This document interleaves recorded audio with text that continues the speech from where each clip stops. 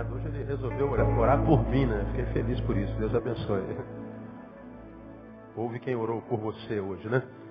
2 Pedro, capítulo 1. Você que tem vindo aqui a primeira vez hoje, nós estamos desde junho,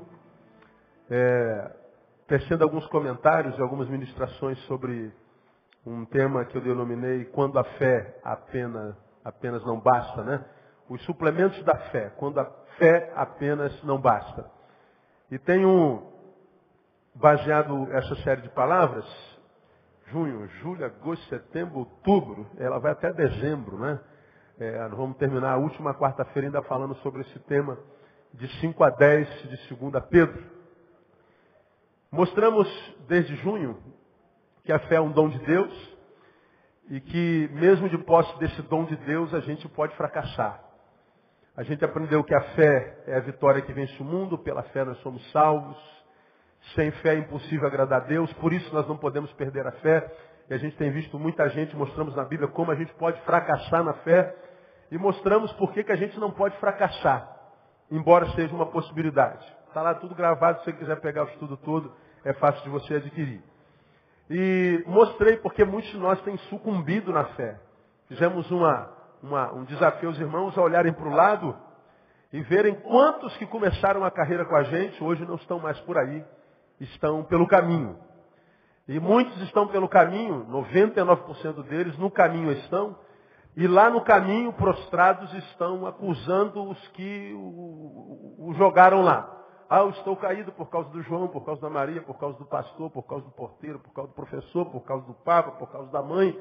São pessoas que já foram bênçãos na nossa vida, pessoas que muitas delas nos trouxeram aos pés do Senhor, nos apresentaram Jesus, nos convertemos através dela, pessoas que foram ministros de Deus na nossa vida, hoje estão prostrados e se transformaram em quê? Em caçadores de culpados.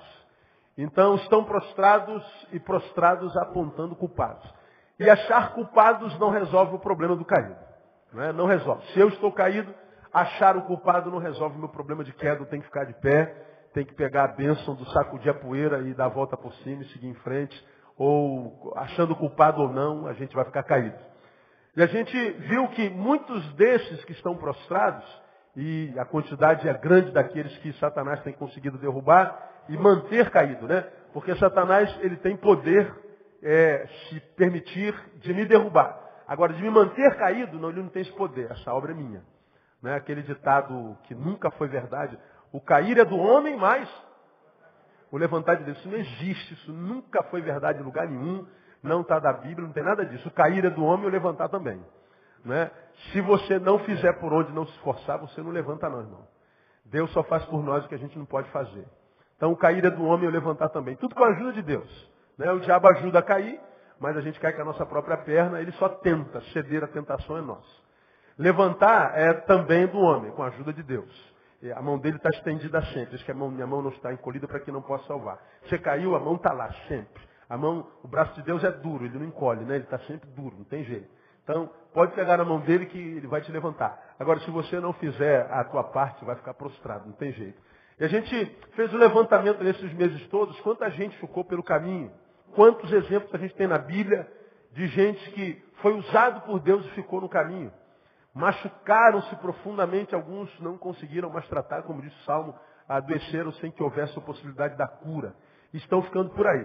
E alguns olham para dizer assim, esse cara nunca teve fé. Não, teve sim. Eu até acredito que porque teve fé, se ele morrer, ele vai para o céu.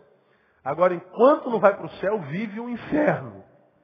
Né? Enquanto não vai para o céu, vive a morte. Tem fé, mas quem sabe é a fé do defunto. Sem obras é morta. Não tem jeito. Então nós falamos sobre isso muito detidamente, minuciosamente, profundamente. Está lá tudo anotado.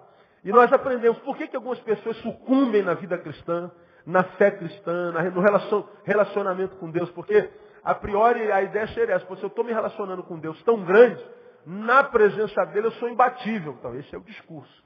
Mas a gente está vendo gente se relacionando a despeito de se relacionar com Deus grande como nós, sendo humilhado pela vida, pelo inimigo, pelos inimigos, por si mesmos.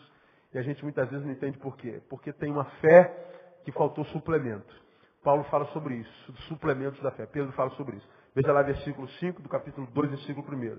Por isso vós mesmos, empregando toda a diligência, olha a palavra, acrescentai à vossa fé. Então, suplemente a vossa fé. Acrescente a vossa fé o quê? Virtude, já falamos sobre o que é isso. A virtude, ciência, falamos sobre o que é ciência. A ciência é o domínio próprio, já falamos sobre o domínio próprio. Ao domínio próprio, perseverança, falamos sobre perseverança. A perseverança, piedade, estamos falando sobre piedade. A piedade, fraternidade, a fraternidade, o amor. Aí ele diz mais. Porque se em vós houver e abundar essas coisas, não só fé, essas coisas suplementam a fé, elas não vos deixarão ociosos, nem infrutíferos, no pleno conhecimento de nosso Senhor Jesus Cristo. Então ele está dizendo aqui, se você tiver fé, e a tua fé for suplementada por essas coisas, esqueça a ociosidade, você vai ser sempre útil. Você vai ter sempre o que fazer para o reino de Deus e para os do reino de Deus. Tua vida vai ter sempre um significado e vai ter sempre significância. Tua vida vai sempre frutificar, nunca será uma árvore sem fruto. E diz mais lá no versículo 10, portanto, irmãos, procurai mais diligentemente fazer firme a vossa vocação e eleição. Por quê? Fazendo isto, leia comigo. Nunca, jamais, o quê? Tropeçareis. Então ele está dizendo, é possível caminhar sem tropeçar. Ou, se der um tropeção, não cai. Se cai, não fica prostrado. Como? Suplementos da fé. Então falamos sobre virtude, falamos sobre ciência, sobre domínio próprio, sobre perseverança, sobre piedade. Estamos falando sobre piedade e nós aprendemos que piedade é a palavra portuguesa que vem traduzida da grega eusebeia, que é temor no íntimo. Nós falamos que piedade é bom temor, literalmente falando. Bom temor, da ideia de mau temor, né? Falamos que a diferença do bom temor para o bom temor é que o bom temor não precisa de doutrina, não precisa de clero, não precisa de dogma, não precisa de liturgia. É o bom temor, é o temor no íntimo. É uma consciência de fato, de verdade transformada.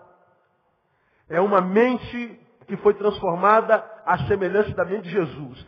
Quando essa piedade, essa eusebeia, esse bom temor é gerado dentro de mim, eu não preciso de gente me vigiando. Eu não preciso estar na igreja nem na presença dos irmãos. Eu não preciso de doutrinas ou dogmas. Porque essa piedade produz na pessoa um desejo no íntimo de agradar a Deus em todas as circunstâncias do seu ser. Então, depende de culto. Não preciso de ninguém me vigiando. Porque em mim foi gerada uma piedade, foi implementada uma piedade, unida à minha fé foi implementada uma piedade, que de tal forma eu fui liberto de mim, que eu já não sou mais um perigo tão iminente para mim mesmo. Foi gerada em mim piedade. E o piedoso tem em si formatado a ideia de que eu vivo para agradar o Deus que me salvou. Então, é no íntimo, independe de religião. Então, piedade é devoção no íntimo. E falamos essa é a terceira quarta-feira, ou quarta quarta-feira que a gente fala sobre piedade, que nós vivemos um tempo tão corrido, tão desenfreadamente ocupado, tão cheio, assustadoramente de atividades, que a gente não tem tempo, por causa do muito a fazer, do vucu-vucu da vida correria, de parar para exercitar a piedade, para trabalhar o íntimo, para respirar bem, para comer devagar, para pensar 10 vezes antes de agir, para ler a palavra e mastigá-la, degustá-la, meditá-la. A gente tem tanta coisa para fazer que não tem tempo para fazer o essencial. E muitas vezes a igreja atrapalha. Tem tanta atividade na igreja que a gente não tem tempo para a gente, não tem tempo para Deus. Tão ocupados com a obra de Deus que não tem tempo para o Deus da obra.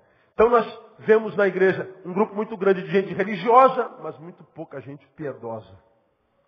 Muita gente que conhece o dogma, a doutrina, está sempre preocupado com o pecado do outro. Eu não aceito aquilo, não aceito isso, não aceito aquilo, eu não posso aceitar isso, isso é incompreensível, isso é inadmissível. Ele está sempre preocupado com outros, mas ele não está preocupado com o que há dentro dele. Estou preocupado com o que o irmão usa, com o que o irmão faz, mas eu não me preocupo com o juízo que há dentro de mim, que é direcionado ao irmão. Então, o meu problema é o brinco na orelha do João. Mas o fato de julgar a orelha do João, mesmo que a orelha seja do João, isso não me preocupa. Isso é falta de piedade, não é? Então nós falamos sobre isso muito detidamente. Então piedade é exatamente a vida oposta ao status quo contemporâneo. A agenda é lotada. Se é tão lotada, eu sei o que é agenda lotada, coloca na tua agenda um tempo de não fazer nada. Agenda o nada a fazer. Se te interessa, eu já falei isso aqui, eu faço isso certamente todo dia. Há um tempo na minha agenda, está lá, meu. Né? Existe um tempo na minha agenda que é só meu, por exemplo, de 7 às 9, ou um pouquinho antes das 7 às 9, não me procure, eu sou meu, não me dou a ninguém. Eu sou todo do Neil, invisto do Neil. E no corpo do Neil, nas atividades do Neil, o Neil não se dá a ninguém, é dele. De 9 até uma outra hora, aquele horário é devocional, é Deus.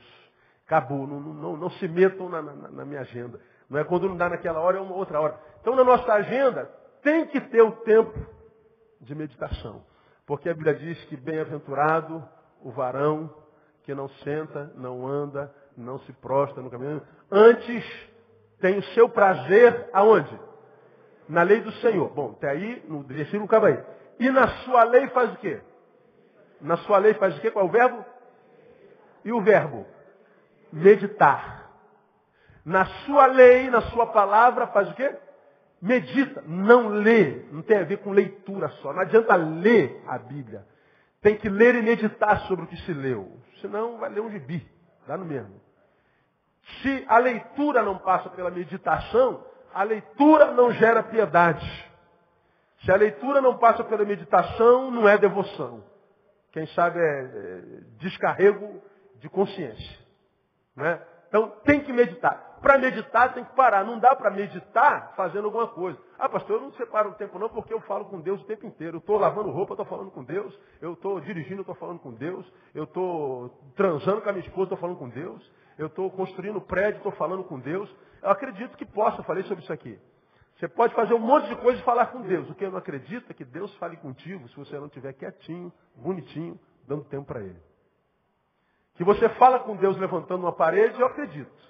O que eu não acredito é que Deus fale contigo e você perceba, em essência, o que Deus falou. Porque nem eu gosto de falar com alguém que não me dá atenção. Eu não posso falar com você? Não, vai falando aí, tá tudo bem. Estou aqui, pode falar, pastor. Tal, pode falar. Não, eu falo contigo mais tarde, não. Quando você tiver tempo, a gente senta e conversa. Agora, a gente acha que Deus vai falar com a gente é ocupado. Né? É mais um impostor que habita na gente. Né? Ah, eu falo com Deus, não é porque você não separa tempo para falar com Ele. É mais um mentiroso que você está sendo. Né? E se a gente não tem cuidado com os impostores que habitam na gente, a gente não tem piedade nunca. Aí eu falei que o Sermão do Monte, vamos ao Sermão do Monte, capítulo 5 de Mateus, ele nos dá ricos exemplos práticos do que seja piedade. Piedade.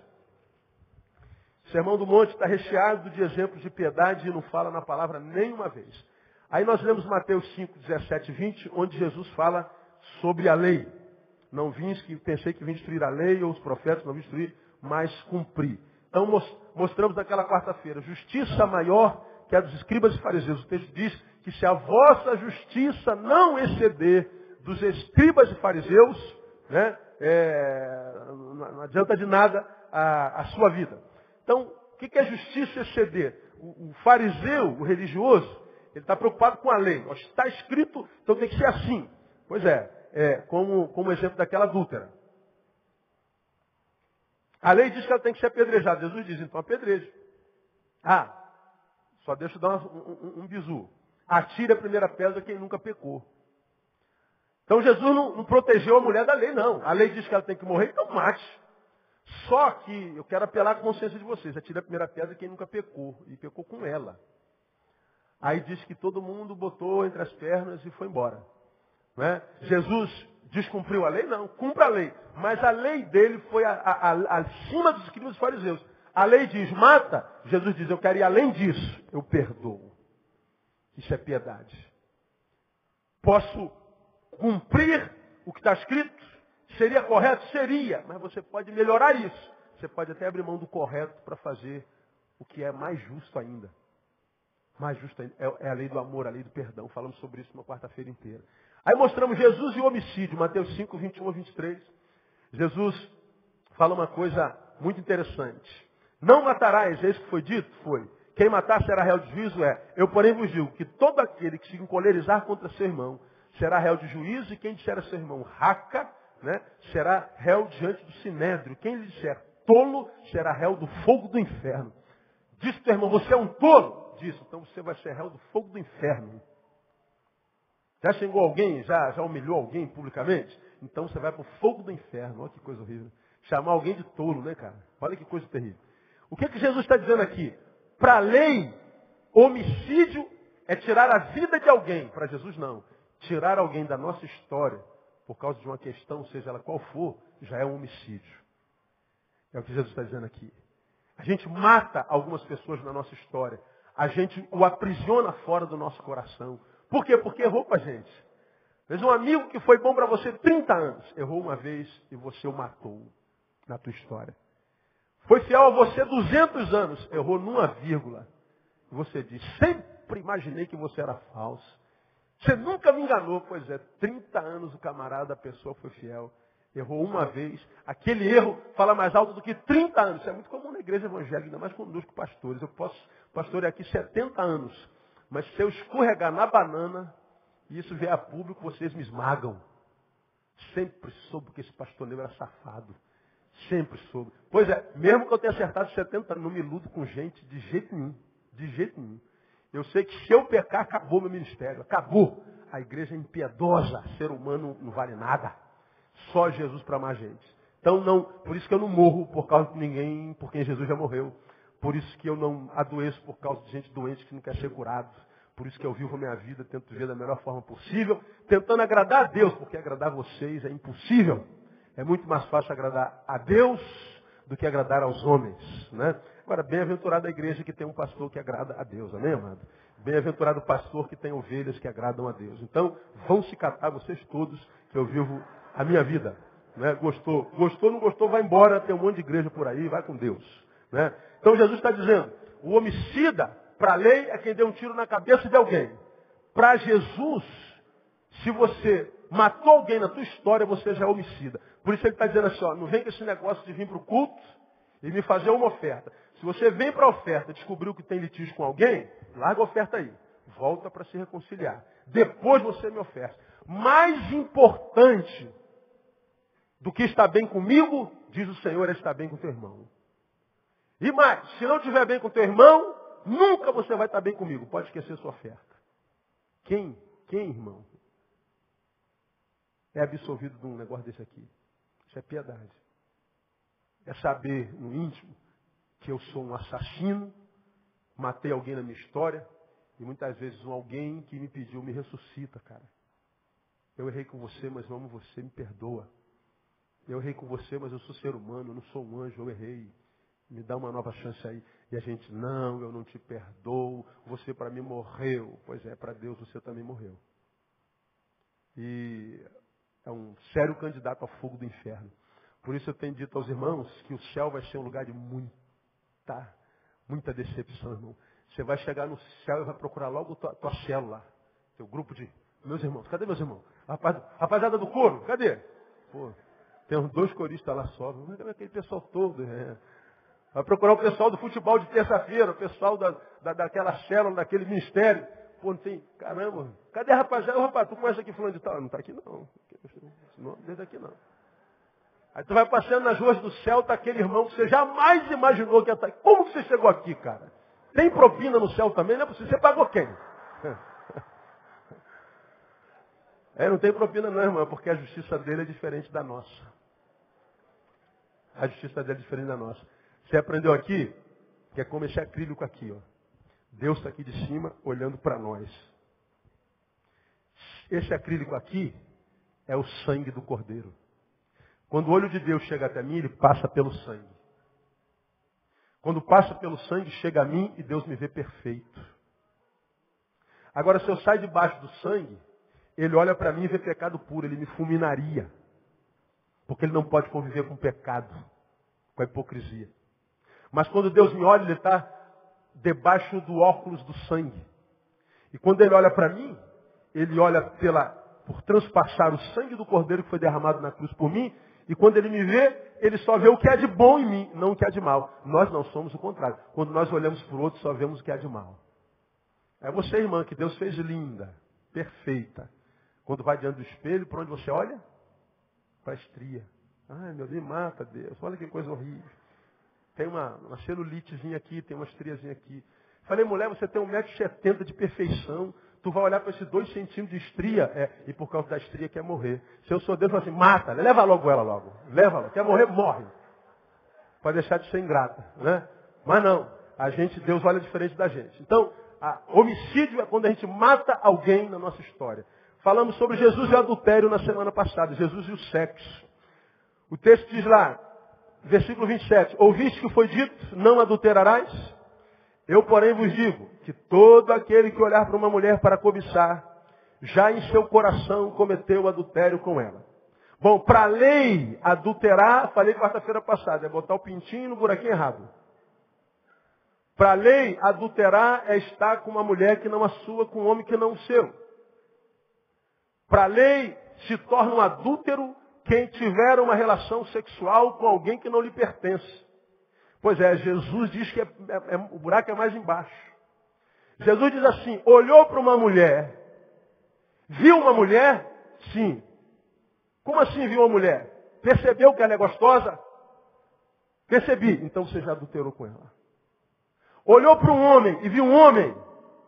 Pô, esse cara é um gato, né? Ai, meu Deus. Ai, Jesus. Isso ainda tem poder. Já sentiu isso alguma vez? Então você é adúltera. Não precisa tocar. Não precisa botar o pintinho em lugar nenhum. Já adulterou com ela no seu coração. O que Jesus está dizendo é que quem olha para alguém que cometeu o fruto do adultério, ele é um adúltero e frutificou no adultério. Quem frutificou no adultério não é pior do que o adúltero que não frutificou. Todos são adúlteros. Quem aqui não é adúltero?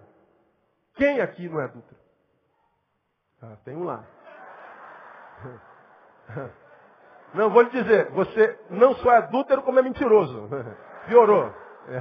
Não é uma criança, não é verdade? Pois é. E cego. É cego. É.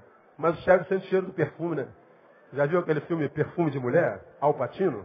É, meu camarada. O cara era fraco não, o cara não é fraco não. Então, a gente vê os super crentes por aí.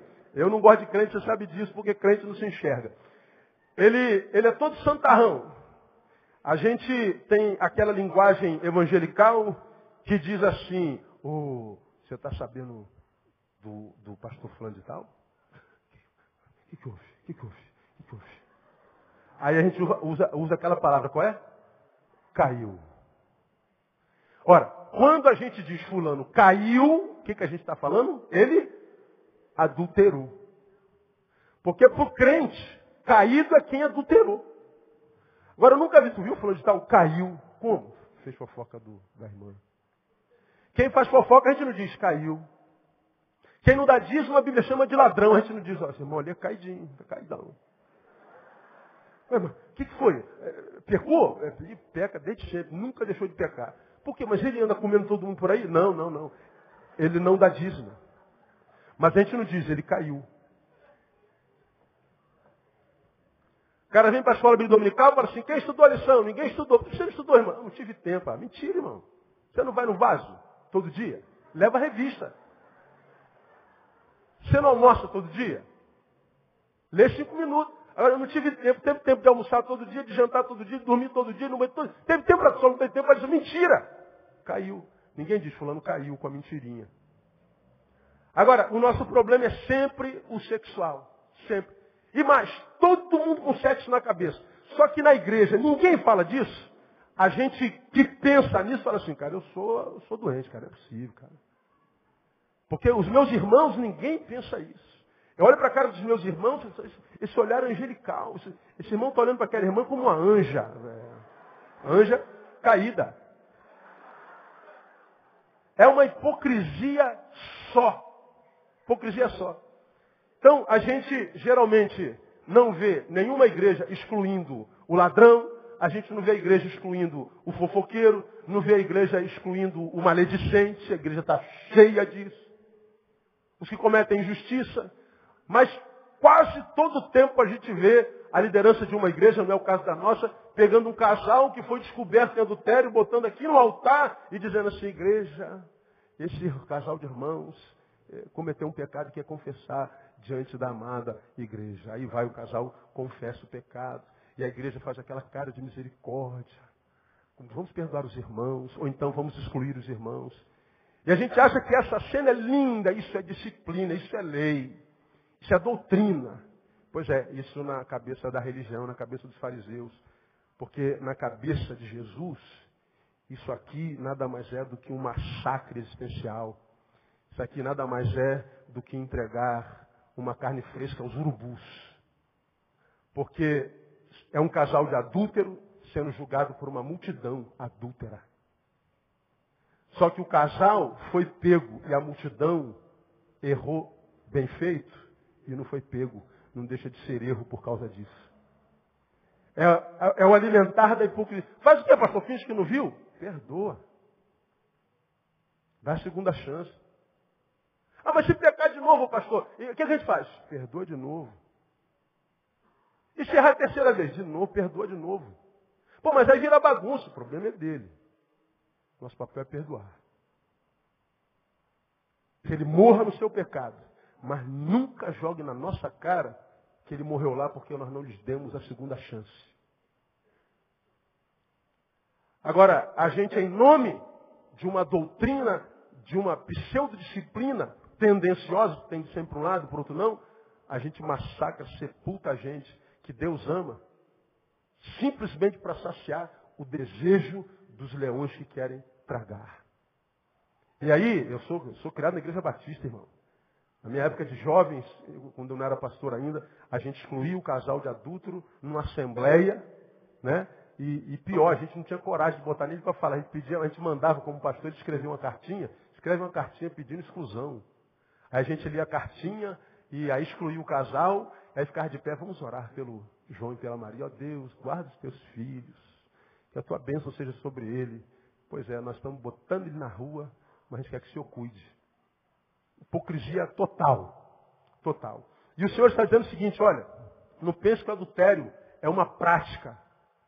Não pense que o adultério é um ato. Não, o adultério é um sentimento. Sentiu o desejo? Adulterou. Por isso ele está dizendo que quando a gente sente, a gente tem que trabalhar esse negócio. E porque se eu sei que é em mim, quando eu olho para o outro, eu não posso jogar uma pedra. Eu tenho que estender a mão. Por que eu não estendo a mão e jogo uma pedra? Porque quando eu vejo, eu estou olhando no espelho, ele me lembra da minha fraqueza. E é por isso que nós os excluímos, os amputamos do corpo. Amputamos do corpo. Hipocrisia pura. Então, eu ia falar umas 3 quartas-feiras sobre sexo, mas não vou falar mais não. Eu vou parar aqui, porque senão a gente foge do rumo que é suplementos da fé. Então, meu irmão, antes de você botar o dedo na cara de alguém, você é o adúltero, seu caído, lembra que quando você aponta um dedo para alguém, tem 3 apontando para você. Porque a luz do Evangelho adulterou não quem tocou em alguém, mas quem desejou alguém. E diante dessa circunstância, todos nós somos. Portanto, só estamos de pé por causa do quê? Da graça. Ora, se eu estou de pé por causa da graça, como eu devo olhar para o irmão que caiu em pecado? Com a mesma graça. Até porque isso é bíblico. Na oração do Pai Nosso ele diz, perdoa as nossas dívidas, assim como o quê? Perdoamos aos nossos devedores. Por isso, há um monte de crente que parece que está sendo castigado, esmagado por Deus ou pela vida o tempo inteiro. A vida olha para ele e não sorri, olha com cara feia. As portas da vida, quando vê que é ele que está chegando, elas se fecham. A porta está escancarada o tempo inteiro, mas quando vê que é ele, ela fecha. Está sempre batendo com a porta na cara. Né? Estivemos jantando com um casal de amigos aí outro dia, aí ele estava contando, ele chegou no jantar com um galo na cabeça. Falei, rapaz, está achando o que é isso que você fez com ele? Eu falei, não, pastor, não tem nada a ver comigo não, Deus me livre. Ele estava entrando no Carrefour, aquela porta abracadabra. Só que ele veio andando rápido, ele foi pegar um negócio lá dentro, quando ele imaginou que a porta ia abrir rápido, aquela porta é minha lerda, né? E ele veio correndo, vai abrir, não abriu, pum! Bateu, quebrou a porta do Carrefour, pra você ter uma ideia como é que a testa era de homem de ferro. Aí, eu falei, pastor, o pior não foi o galo, não foi nada, foi aquela multidão inteira olhando para mim. E eu parado, o Carrefour inteiro olhando para mim, que vergonha, eu voltei, saí correndo, vim embora, nem peguei que eu fui pegar.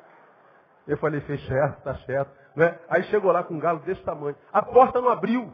Acho que a porta é assim da vida com muita gente. Quando chega, a porta fecha. E a gente não sabe por quê. Quantos de nós, quantos crentes você conhece, cara, para quem a vida nunca sorriu? Gente que, como eu falo sempre, nasce e morre sem ter vivido. Nasce e morre e a vida nunca se transformou numa coisa que vale a pena. Olha para trás uma sucessão de erros, equívocos e perdas. Mas o cabra não aprende. A mulher não aprende, a mulher não se quebranta. A mulher diz, é o culpado e é o caçador. Virou um caçador de culpados. Caçador de culpados tem um monte por aí. Agora, o caçador de culpado continua caído. Não adianta caçar culpado, porque resolver o problema não se resolve achando culpados. Se resolve mudando de postura. Então a gente muitas vezes pratica a lei como um menino rico. Jovem rico, assim, os mandamentos eu cumpro desde moleque. Pois é, não basta cumprir o mandamento, menino. Falta uma coisa para você. O quê? Desapego. Desapego. Vai e vende tudo quanto você tem, você vai ter um lugar no reino dos céus. Ele voltou triste. Prefiro ser rico no inferno do que pobre no céu. Isso é falta de piedade. Seus valores eram adoecidos. Tem um monte de crentes que são fiéis à sua religião, são fiéis à sua denominação, aos credos da sua fé. Ele é um especialista na lei, mas não consegue estender um dedo, se para isso ele tiver que sofrer a acusação dos irmãos. Por mim, alguém morre. Se for para queimar a minha imagem, morra. Pois é, você também morre, só que não sabe, né? Morre a morte que o diabo imprime, como você tem aprendido. Morre, o diabo mata sem tirar a existência. Está aí, está respirando, está trabalhando, acorda de manhã, está agenda cheia. Mas você sabe que quando você para, você é um infeliz. Você não tem razão para sorrir, você não tem razão para celebrar. Nem as vitórias que você teve na vida conseguem gerar alegria, nem tua mulher, nem teu marido, nem teus filhos. Nada. Não há vida em você. Por quê? Porque, quem sabe, falta piedade. Bom, hoje, dá para adiantar aqui a penúltima lição que eu vou tirar aqui do Sermão do Monte. Mateus 5,33, Jesus e o juramento. Em 5,33, Jesus fala assim, outro sim ouviste que foi dito aos antigos? Não jurarás falso, mas cumprirás para com o Senhor os teus juramentos.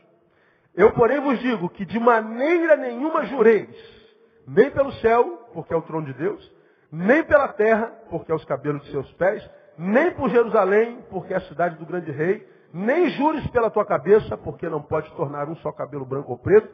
Seja, porém, o vosso falar o quê? Sim, sim, ou não, não. Porque o que passa daí é o quê? De procedência maligna. Olha que coisa interessante. Olha, irmão, eu juro que eu vou fazer. O Senhor está dizendo assim, ó, pecou. Não jureis. Acabou. Quando eu era garoto, eu acho que hoje ainda diz, quem jura, agora também tem isso ainda, né? Quem jura mente.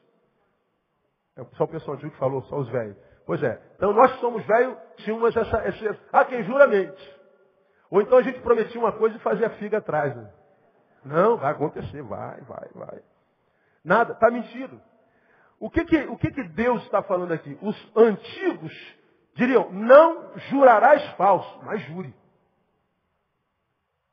Agora, o que Jesus está falando é, antes, quando vocês iam fazer um pacto, vocês tinham que imprimir a palavra, vocês tinham que jurar por alguma coisa, e ficava registrado lá pelo juiz. Jesus está dizendo, não, agora não precisa de juiz, não precisa de papel, não precisa de testemunha, não precisa de nada. Porque vocês são velhas criaturas transformadas em novas, e quando a gente se transforma em nova criatura, o que acontece com a velha? Ela passa, ela morre, e agora a lei de Deus está gravada não mais no papel, mas no coração. Portanto, a palavra de um crente, quando é sim, ela é o quê? Sim. E quando ela é não? Ela é não. Agora, e quando alguma pessoa diz sim e acaba fazendo não? E quando uma pessoa diz não e acaba fazendo sim? Isso é de que procedência? Maligna. Pergunta a você, conhece algum crente que age diabolicamente, portanto? Pergunta ao irmão que está do seu lado, diabo ou espírito na tua vida? Pergunta ele. É terrível, irmão. Terrível. O cara fala assim, ó, pastor, conta comigo. Não conte, filho. Conte, vai ganhar volta.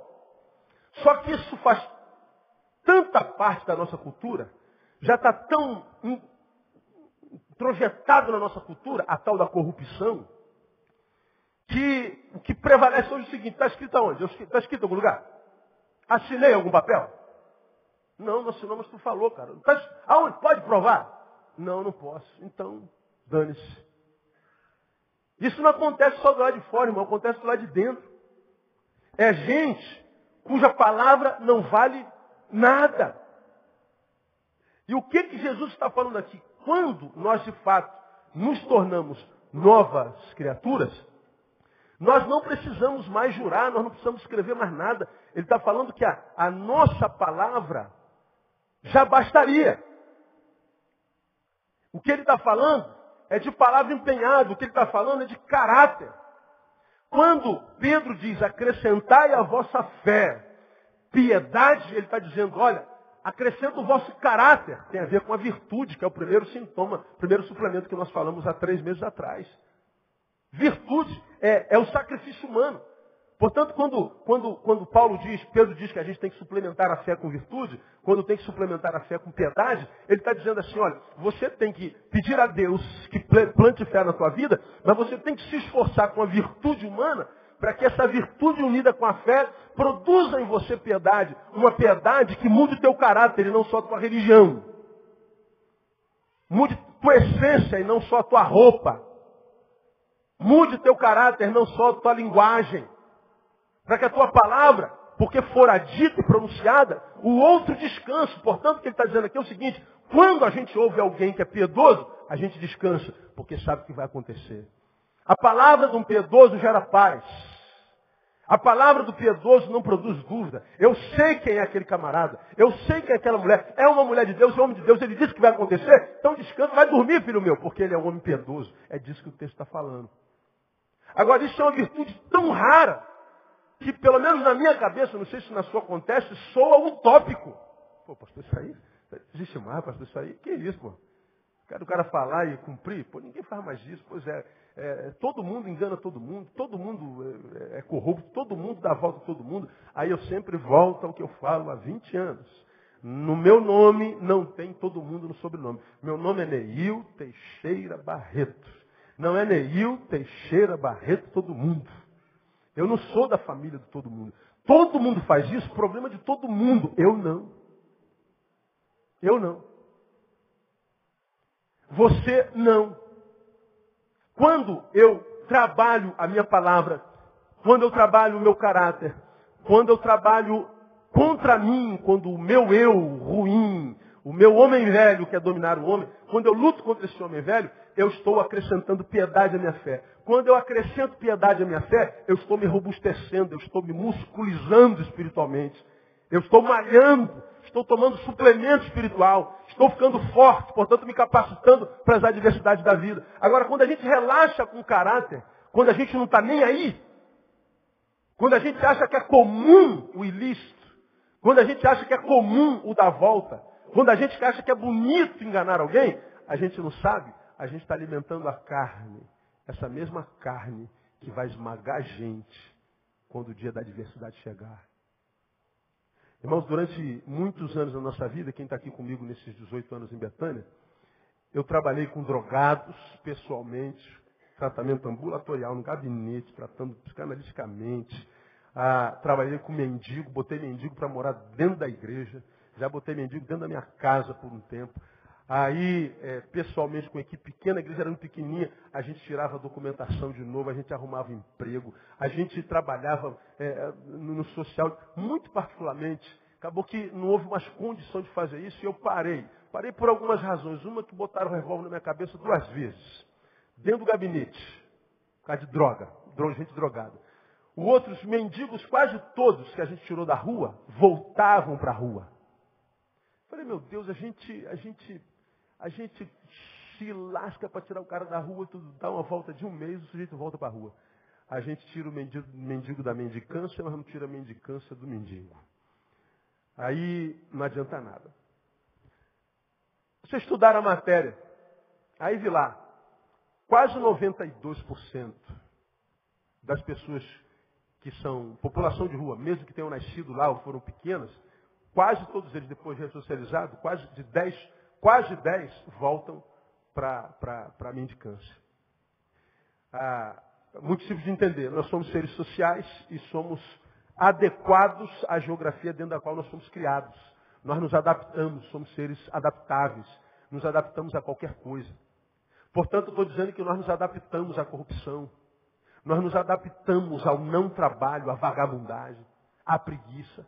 Nós nos adaptamos ao lado ruim que há em nós. Lembra que uma das virtudes que eu falei é perseverança? Quem se lembra o que é perseverança? Perseverança é ficar para trás. Etimologicamente, perseverança significa ficar para trás. Como que a gente explica um negócio desse? Eu achei surpreendente aquela palavra. Está todo mundo dando um jeitinho de se dar bem, está todo mundo ganhando fácil, está todo mundo parecendo ser feliz, todo mundo parece que está evoluindo. E aí só que você está vendo o meio que eles estão usando. E o texto diz assim, olha, eles parecem estar felizes, parecem estar se dando bem, mas o meio não é bom. A questão é o seguinte, olha, está dando certo, mas não é certo. O homem sem Deus pergunta, dá certo? Dá, então vamos. O homem de Deus pergunta, é certo? As perguntas são diferentes. Está dando certo? Tá, não é o mais importante. É certo? Essa é a pergunta. Se está dando certo e não é certo, o texto diz, fica para trás. Persevera onde você está. Mantenha a integridade. Mas pastor, parece que está todo mundo evoluindo. Pois é, não evolua. Porque estão evoluindo de forma errada. Fique para trás, não se corrompa. Mantenha a tua virtude, mantenha a tua piedade. É o que o texto está dizendo. Porque fazendo isso, ainda que a gente tenha a sensação de que esteja perdendo, nós estamos, pelo contrário, nós estamos investindo. A perda pode parecer material nesse cronos, mas você vai ver que melhor é o fim das coisas. Lembra que eu exemplifiquei como aquela pessoa que está aqui, ó, curtindo um churrascão com uma picanha gorda e mal passada. Adoro. Tem que ser sangrando e com aquela gordurinha amarelinha. Aquilo é do capeta, aquele negócio. Mas que é bom é. Está lá aquela picanha gorda. Aqui está o Mauricinho e a Patricinha comendo arroz integral, carne de soja, couve, alface. Só mata. Unção de Nabucodonosor, como é que eu brinco? Só mata. Aí a gente está aqui, pô, isso aí que comer cavalo, cara. Que coisa horrível, esse troço é horrível, isso não tem gosto, cara. Comida japonesa, tudo cru, peixe cru. Papai, olha essa picanha aqui. E o cara lá, pô, eu gosto, mas eu tô tranquilo. A gente está aqui comendo, saboreando, chega a estar babando. Zoando lá o cara da comida integral. Pois bem, isso é o aqui e agora. Vamos nos encontrar daqui a 10 anos? Quem vai estar melhor? O da picanha ou o do mato? O do mato, irmão. Porque muitos de nós, colesterol alto, veio de coração entupido, está todo arrebentado. Por quê? Picanha, meu filho. Muita picanha. Muita gordura. O que acontece na piedade, na virtude, na perseverança? A gente está ficando para trás, a gente está comendo comida integral. Está todo mundo zombando da gente. Parece que a gente está perdendo, estão zoando da gente, estão chamando a gente de quadrado. Estão chamando a gente de retrógrado. Estamos perdendo, aspas, amigos. Estamos sendo deixados para trás. E a gente diz, pô, eu não vou ficar para trás não, pastor. Estou ficando para trás. Eu vou junto. Não, persevera. Fique para trás. Você vai ver, meu irmão, que ficando, perseverando, exercitando tua piedade, o que hoje parece ser perda, amanhã se mostrará livramentos poderosíssimos. A gente sabe, pelo fruto que muitos dão, onde é que vão estar daqui a alguns anos. Eu poderia pegar, suponho que pegasse aqui, ó, 10 adolescentes e botasse aqui, ó. Alguns desses, eu posso dizer para você onde é que vai estar daqui a 5 anos. Fácil, fácil, fácil. Fácil. Um eu sei onde vai estar bem, outro eu sei que vai estar bem. Esse aqui vai estar na maconha, esse aqui vai estar perdido, esse aqui vai estar chapado. Está aqui na igreja. É só você olhar para a vida. É só você ver o que planta. É só você ver os valores do coração. É só ver com quem anda. É muito fácil saber o futuro dos outros. Não precisa ser profeta. Agora, esses sentimentos, esses suplementos, virtude, perseverança, domínio próprio, tudo é humano. A fé é dom de Deus. Mas o suplemento da fé é tudo humano. A piedade, o caráter, a palavra empenhada, isso tudo é humano. E essa participação humana suplementa a fé, que é espiritual, e o humano e espiritual é ser vivo. Ser vivo com excelência. Não adianta eu tender para uma espiritualidade não humana, porque o único lugar onde o ser espiritual pode ser é na humanidade. Não adianta eu me cair numa postura humanista, sem me preocupar com o espiritual, porque o único jeito de ser humano de forma integral é não abdicando do espiritual. Ser biopsíquico espiritual. Ou eu sou humano integralmente, ou eu sou humano paraplégico. Então não tem como ser humano integralmente se eu não invisto na minha espiritualidade. Então o humano e o divino caminham juntos porque eles são uma coisa una. Então não dá para eu dizer que tenho fé e se a minha palavra é uma palavra de gente sem caráter. Não adianta você imaginar que Deus vai abençoar você se a tua palavra é uma palavra dúbia, dobre. Porque o que ele está dizendo é que para Jesus o juramento, para Jesus quem juramente, quem é verdadeiro não precisa jurar. Ele tem caráter. Toda vez que eu falo sobre isso, terminando, eu me lembro da primeira vez que eu fui nos Estados Unidos, há muitos anos atrás. Eu contei isso aqui, também alguns anos atrás. Acabei de pregar em São Francisco, Califórnia, e aí o irmão que ia me levar para o hotel, depois do jantar, devia ser o quê? Umas 2 horas da manhã, fiquei conversando com o povo até tarde, e era mais de 2 horas, era muito tarde, ficamos muito tarde conversando. Aí ele foi me levar para o hotel, de madrugada, nenhuma alma viva. E nos Estados Unidos tem lá que as ruas está escrito stop. E nos Estados Unidos é o seguinte, todo cidadão, quando tem uma faixa escrita stop, ele tem que parar as 4 rodas do carro, tem que parar. Não pode dar uma freada reduzida, semi-parar e caminhar. Não. Se você semi-parar e caminhar, aparece um guarda de trás da moita, não sabe de onde esse cara vem. Sempre aparece aqueles caras impressionantes. Os caras tu não vê na rua, mas quando tu dá uma vacilada, ele está lá. Câmera para tudo que é lado, né? Pois bem, aí de madrugada, carioca deu 10 horas, a gente entrega na mão de Deus. E seja o que Deus quiser. Né? A gente vai embora do sinal. Aí de madrugada eu cansado, cara, eu uns 30 quilômetros do hotel. Aí toda a esquina tinha um stop, o cara parava. Aí eu falei, pô, não vem carro nenhum de lá. Não vem carro nenhum de cá. Não vem carro nenhum de lá. Não vem carro atrás. Não vem ninguém. Aí o cara viu o stop, ele parava. Aí eu tô quieto. Aí parou no segundo stop. 10º stop. Eu falei, pô, não é possível. Eu vou chegar de manhã cedo no hotel. Porque o cara para toda hora, meu. Aí chegou uma hora que ele parou e falou assim, pô, brother. Pô, são 3 horas da manhã, 4, cara. Não tem carro nenhum, cara. Vamos embora, cara. Pô, por que você para aqui? Ele falou assim, ó, eu paro, pastor. Porque está escrito que eu tenho que parar.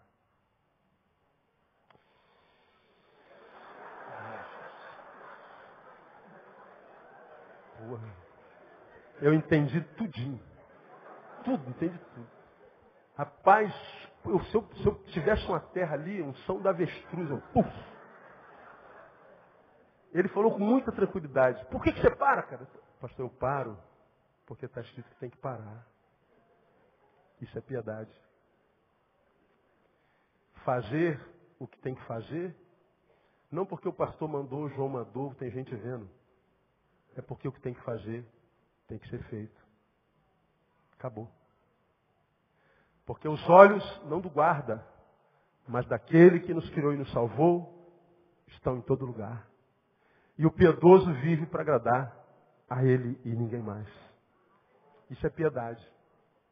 Então, é palavra empenhada. O falastão vai se relacionar com a religião, vai virar presbítero, diácono, obreiro, pastor, bispo, apóstolo, mas nunca vai ter vida em Deus. Irmão, eu poderia pegar hoje, na minha caixa de e-mail, eu posso afirmar, tem de 10 a 15 e-mails, só de pastores e alguns bispos lá, pedindo um horário, porque não tem com quem falar, estão doentes. Está lá, pecados confessados, fraquezas, adversidades, não tem com quem falar. O fato de eu estar aqui, ensinando, impressionando, abençoando, não significa dizer que eu esteja bem, não significa que eu seja santo. Porque o que conta para Deus se tem aprendido aqui não é o que eu faço aqui, nem o que nós somos aqui. Porque Deus não se relaciona com o pastor Neil, nem com o presbítero João, nem com a diaconisa, nem com o papa, não sei.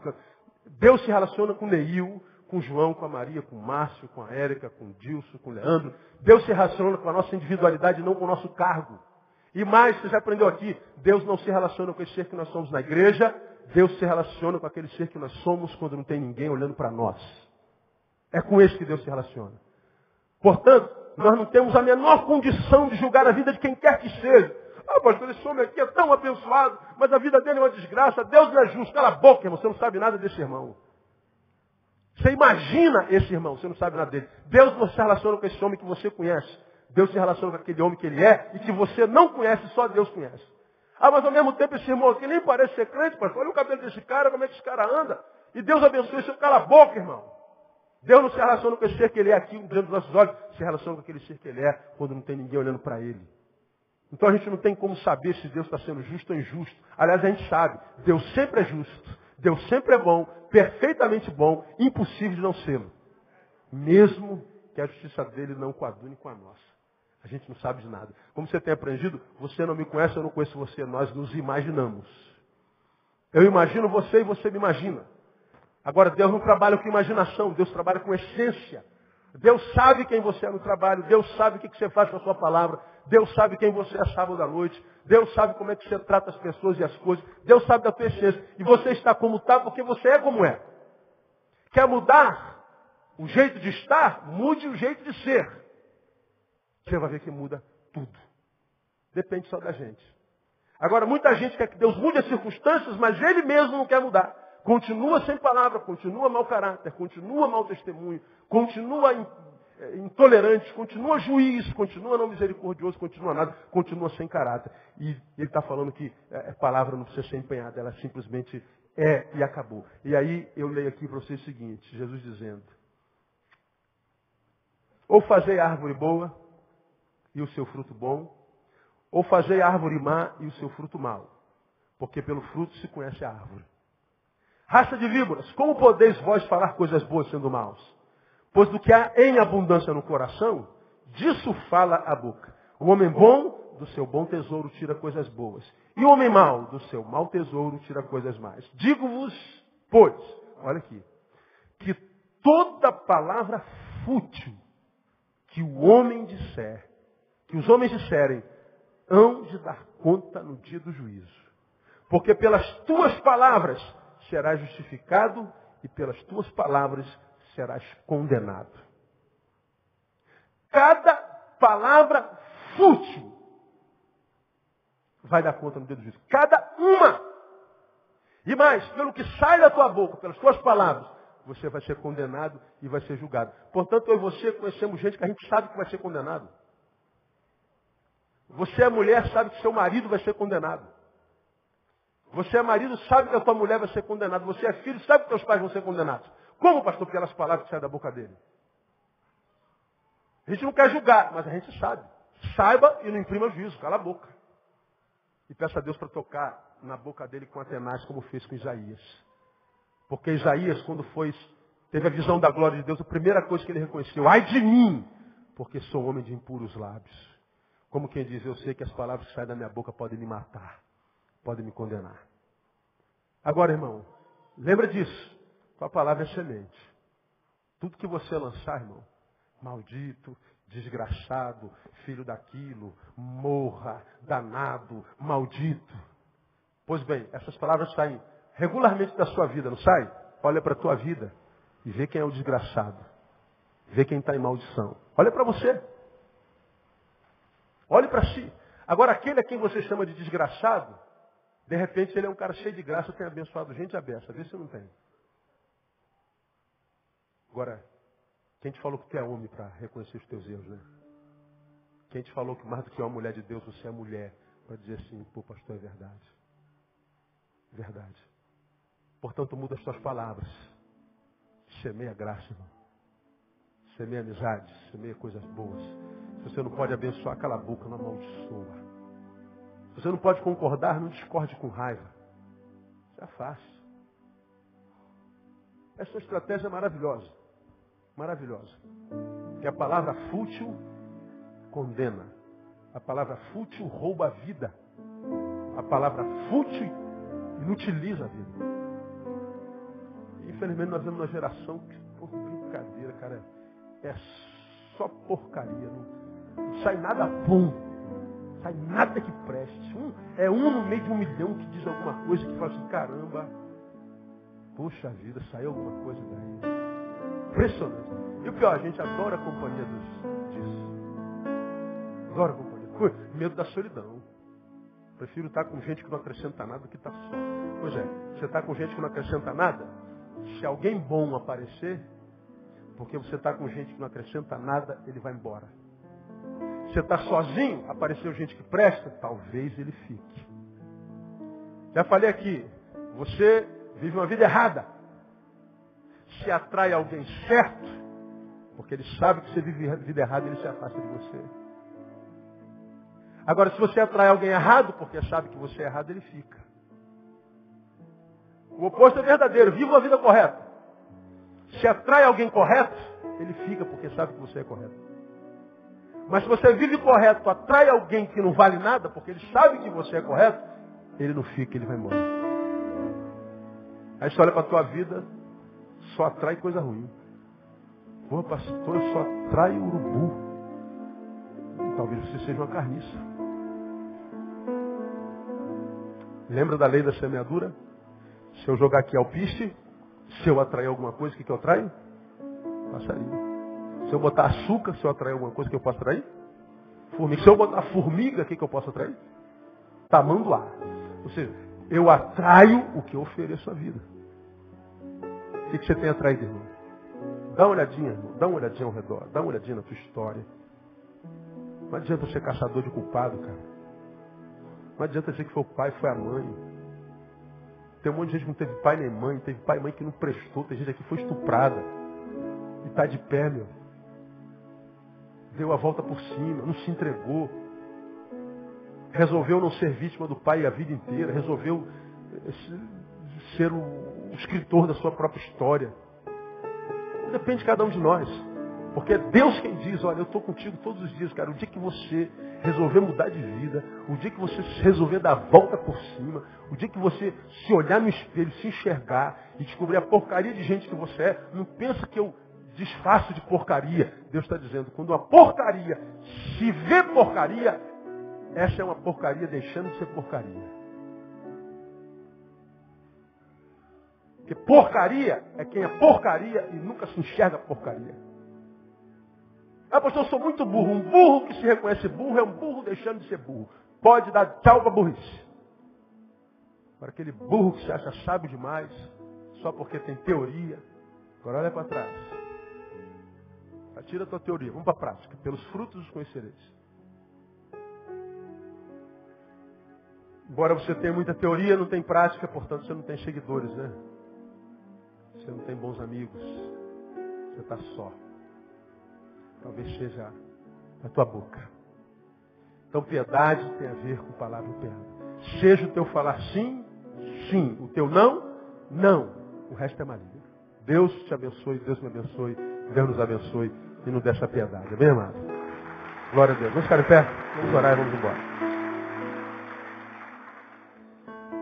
Aleluia. Pai, muito obrigado por esse tempo na tua casa. Oh Deus, que tempo gostoso. Pai, quando é na tua presença, quando a palavra é tua, mesmo que ela toque na nossa ferida, ela faz bem. Quando a palavra é tua, mesmo que seja um chicote, esse chicote faz bem, Deus. Porque ela é espada de 2 gumes, ela fere, mas ela sara. Ela fere, mas ela cura. Ela mostra o erro, mas mostra o caminho para fora dele. Tua palavra não fere só por ferir. Tua palavra fere para gerar vida. Tua palavra é remédio. Portanto, ó Deus, se esta palavra foi ministrada nessa noite, tu trouxeste alguém para ouvir. Então permita, ó Deus, que este que ouviu, que esta que ouviu, não façam vista grossa e não façam ouvido de mercador. Pelo contrário, que eles deixem essa palavra entrar como semente, que essa semente frutifique ao ponto de curar os teus filhos, para que ao invés de serem vítimas das suas histórias, sejam os agentes delas. Ó Deus, que essa palavra possa sarar, possa curar, restaurar, restituir. Que essa palavra, quiçá, tire o sono essa noite. Que essa palavra, ó Deus, coloque em crise, mas que amanhã eles acordem melhor no processo de cura. Nós queremos essa piedade, ó Deus, que independe de curo, de clero, de culto, de domingo, de liturgia, de doutrina. Nós queremos esse bom temor que gera temor no íntimo e que nos faz viver uma vida com o intuito de agradar o Teu nome. Porque os Teus olhos estão em todo lugar. Muito obrigado, Deus, que esta palavra possa reproduzir-se na vida dos nossos irmãos, na vida de cada um de nós. Despeça-nos na Tua paz e que todos os que daqui saírem, todos em casa cheguem, guardados debaixo da Tua mão poderosa. É o que pedimos, profetizamos. No nome de Jesus, o nosso Senhor que reina. Amém e aleluia. Vou em paz, Deus abençoe. Até domingo, se Deus quiser. Não se acha em dar um abraço no teu irmão.